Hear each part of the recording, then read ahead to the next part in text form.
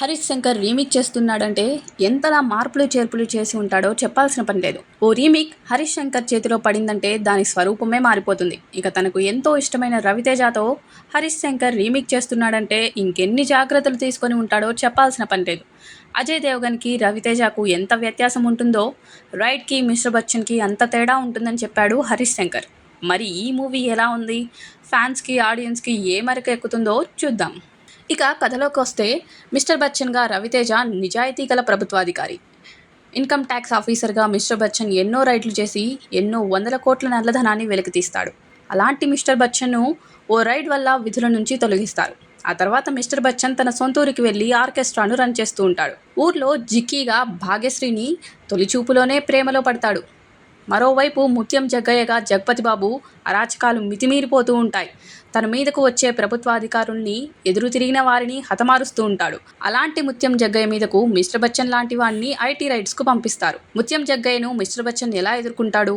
ముత్యం జగ్గయ్య ఇంట్లోని నల్లధనాన్ని మిస్టర్ బచ్చన్ పట్టుకుంటాడా? మిస్టర్ బచ్చన్ను ఎదుర్కొనేందుకు ముత్యం జగ్గయ్య ఏం చేస్తాడు? ఈ కథలో జిక్కీ పాత్ర ఏంటి? అసలు చివరికి ఏం జరుగుతుంది అన్నది కథ. మిస్టర్ బచ్చన్ చిత్రం అజయ్ దేవగన్ రైట్ సినిమాకు రీమేక్ అన్నమాట తెలిసిందే. హరీష్ శంకర్ ఓ రీమేక్ను ఎలా హ్యాండిల్ చేస్తాడో అందరికీ తెలిసిందే.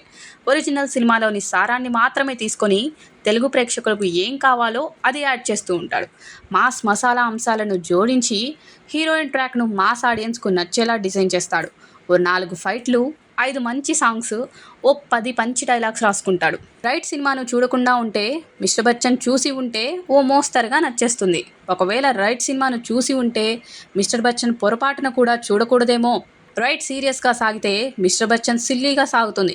నవ్వించాలని హరీష్ శంకర్ చేసిన ప్రయత్నాలు నవ్వుల పాలైనట్లు కనిపిస్తుంది. అన్నపూర్ణ ట్రాక్ క్రింజ్గా అనిపిస్తే సత్య ట్రాక్ ఏమో మిరపకాయలో సునీల్ ట్రాక్ను గుర్తు తెస్తుంది. ఇక హీరోయిన్ ట్రాక్నైతే కేవలం గ్లామరస్ కోసమే వాడుకున్నాడు. ఆమె డబ్బింగ్ కూడా అంతగా నచ్చకపోవచ్చు. భాగ్యశ్రీ అందాలను మాత్రం హరీష్ శంకర్ బాగా చూపించాడు. కుర్రాలకు భాగ్యశ్రీ ఇట్టే ఎక్కేసేలా ఉంది. తెరపై పాటల్ని అద్భుతంగా పిక్చరైజ్ చేయించుకున్నాడు. మిక్కీ జే మేయర్ బాదిన బాధుడికి తలపోటు వచ్చేలా ఉంటుంది.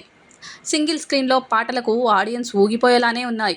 ఒక ఫార్ములా మాదిరిగా love track, comedy track, villain track అంటూ ఇలా లెక్కలేసుకొని మరీ సీన్లను డివైడ్ చేసి అతికిచ్చినట్టుగా అనిపిస్తుంది.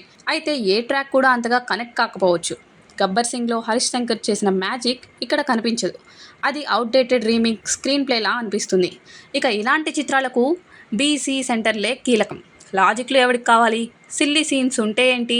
ఉన్నంతసేపు ఏదోలా ఎంటర్టైన్ చేశాడా? పాటలు, ఫైట్లు, పంచ్ డైలాగ్స్ ఉంటే సరిపోద్ది కదా అని అనుకునే వాళ్ళకి మిస్టర్ బచ్చన్ బాగానే అనిపించి ఉండొచ్చు. హరీష్ శంకర్ తన టెక్నికల్ టీంను బాగానే వాడుకున్నాడు. మిక్కీ జే మేయర్ ఆర్ఆర్ తమన్ స్థాయిలో ఇచ్చాడు.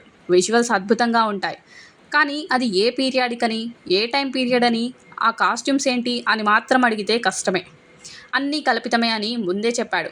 ఇక అడగడానికి కూడా ఏమీ లేదు. కమర్షియల్ సినిమాలకు లెక్కలేంటి అని అడిగితే కూడా కష్టమే. అయితే హరీష్ శంకర్ కొన్ని చోట్ల మంచి మాటలు రాస్తే ఇంకొన్ని చోట్ల దారుణమైన బూతులు వచ్చేలా పంచ్ డైలాగ్స్ రాసి వదిలేశాడు. ఆ తర్వాత డైలాగ్స్ ఏంటో ప్రేక్షకులకే వదిలేశాడు. పీపుల్ మీడియా ఫ్యాక్టరీ మాత్రం బాగానే ఖర్చు పెట్టిందని అర్థమవుతుంది. రవితేజ లుక్స్, ఎనర్జీ బాగుంటుంది. భాగ్యశ్రీ అందాలు తెరపై కుర్రకారిని మెప్పిస్తాయి. తనికెళ్ల భరణి, సచిన్ ఖేదేకర్ పాత్రలు పర్వాలేదనిపిస్తాయి. జగపతి బాబు విలనిజం రొటీన్లా అనిపిస్తుంది. సత్య కామెడీ కొన్ని చోట్ల నవ్విస్తుంది. చమ్మక్ చంద్ర, రోహిణి, అన్నపూర్ణ పాత్రలు విసిగిస్తాయి. Siddhu Jonnalagadda special entry okay అనిపిస్తుంది. కానీ లాజిక్లెస్గా ఉంటుంది. ఆ మాడ్యులేషన్ కూడా మళ్ళీ డీజే టిల్లు టైప్లోనే ఉంటుంది. Hero friends gang, heroine friends gang okay అనిపిస్తుంది. ఎండ్ కార్డ్ పడకముందే థియేటర్లో ప్రేక్షకులు బయటకు వచ్చేస్తున్నారంటే సినిమాను ఎలా తీసి ఉంటాడో అర్థం చేసుకోవచ్చు. ఆరంభం, ముగింపు పక్కా తెలుగు సినిమాల రొటీన్గా ఉంటుంది.